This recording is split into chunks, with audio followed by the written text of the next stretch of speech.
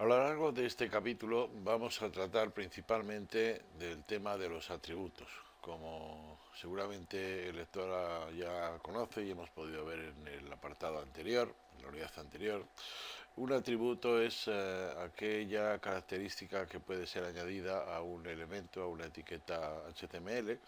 para modificar su comportamiento o para modificar la forma en que posteriormente se visualiza ese mismo elemento. Cualquiera de los elementos, estamos aquí en un proyecto nuevo dentro de Visual Studio,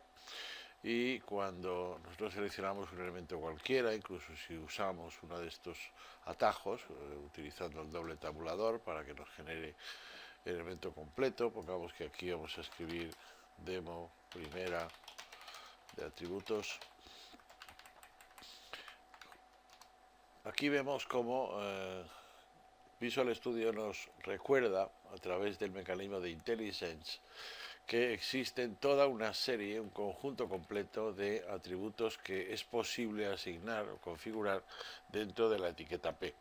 Naturalmente, los atributos no son exactamente los mismos para todas las etiquetas, si bien a partir de esta edición, de esta versión de HTML5,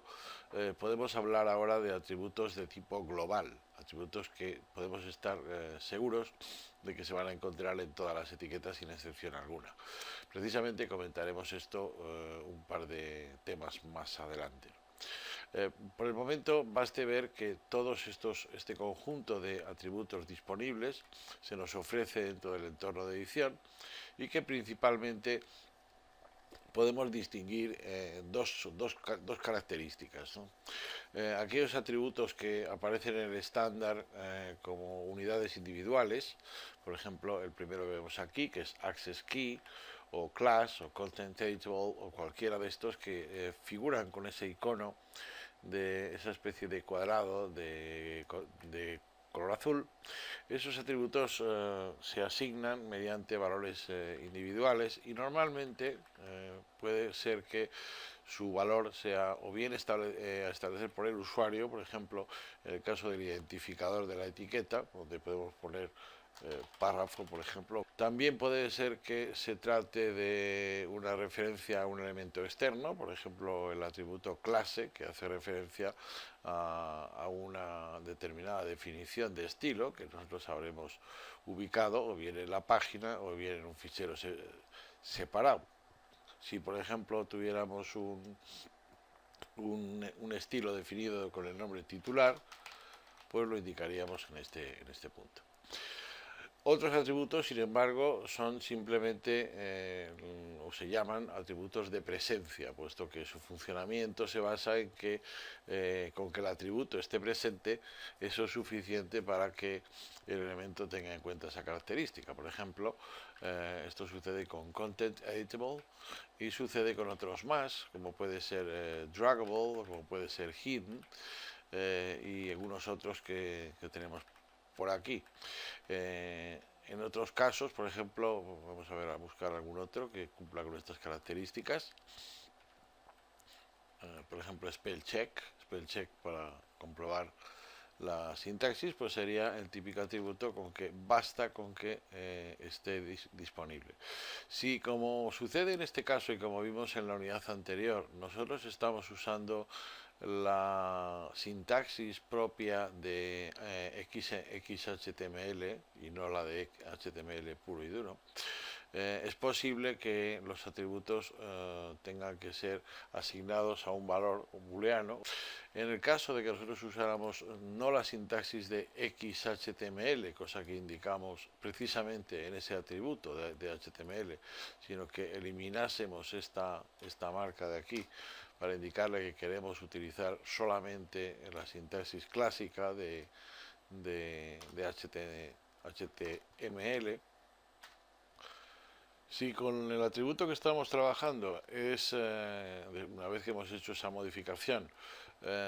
es exclusivamente de presencia, como puede suceder, por ejemplo, con el atributo hidden,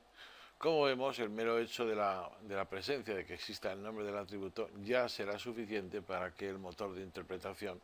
lo entienda como algo que debe usarse en este contexto.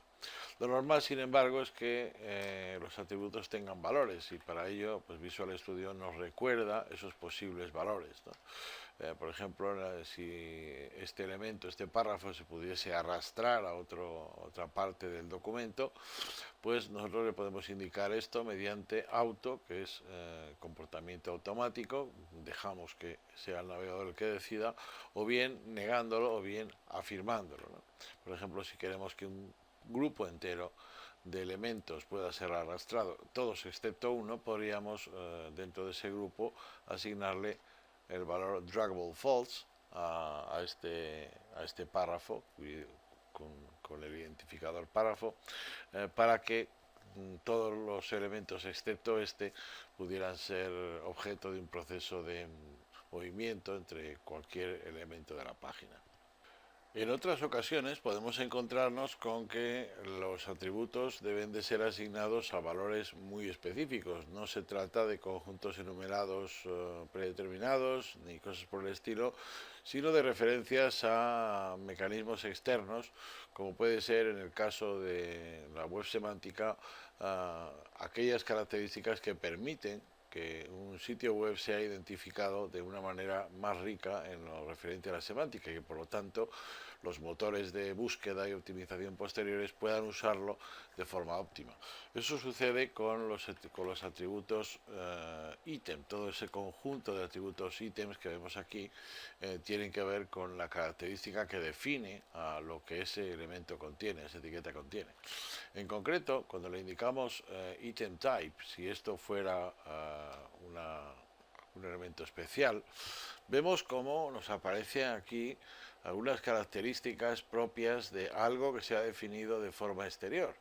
De hecho, todas las referencias tienen como primer indicador HTTP : No supone esto que cuando el usuario interactúe o vea ese sitio web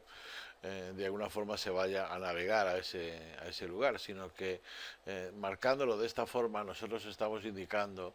a través de este atributo que el elemento, el texto que aparece dentro de la etiqueta,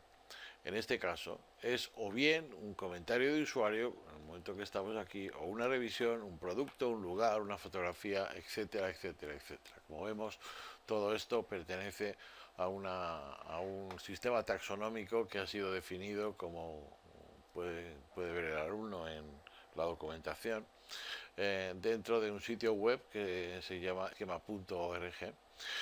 y que define determinados elementos fundamentales para que después los navegadores y sobre todo los motores de indexación sepan comprender qué es lo que nosotros estamos intentando decir ahí. Posteriormente, cuando se realice una búsqueda, pueda incluir ese elemento que nosotros hemos marcado de esta forma como uno de los potenciales resultados de la respuesta a una consulta cualquiera. Por ejemplo, si se tratase en este caso de que vamos a escribir algún tipo de artículo y por eso estamos escribiendo el titular en esta situación, pues podríamos indicarle algo como esto. Basta con presionar con la tecla Tab y automáticamente él nos dará esta posibilidad. Por tanto, vemos que hay muchas características, muchos nuevos atributos que aparecen en esta versión y muchos conjuntos posibles de valores que se pueden asignar, ¿no? Será labor nuestra configurarlo exactamente en la forma que nuestro sitio web o nuestra aplicación web quiera mostrar esta información. Pero desde luego no solo de etiquetas vive el programador. En este caso yo diría que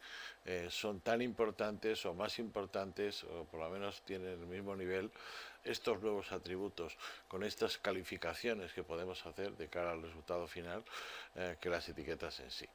En los próximos vídeos vamos a ir sugiriendo y proponiendo soluciones